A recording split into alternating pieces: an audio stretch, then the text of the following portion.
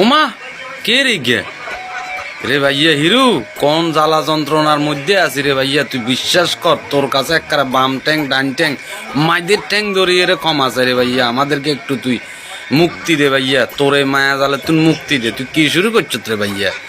এই সুন্দর মতে আমরা যে শীতটা উপভোগ করতেছে এটা আমাদেরকে উপভোগ করতে দে রে ভাইয়া।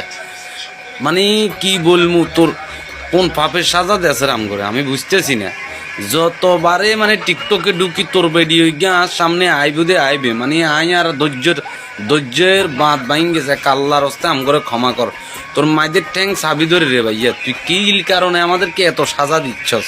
হ্যাঁ তুই কি অন্য কোনো মিডিয়াতে তুই কি দেখস না রে ভাইয়া? তুই ছাঁদের দেশে চলি যায়, এখানে যাইলে গই আল্লাহর হস্তে আমরা একটু রেহাই পামু, আমরা একটু মানে কি স্বস্তি পামু। তো জ্বালা যন্ত্রণায় আর ভালো লাগতেছে না, জীবনটারে মন চাইছে একবারে মানে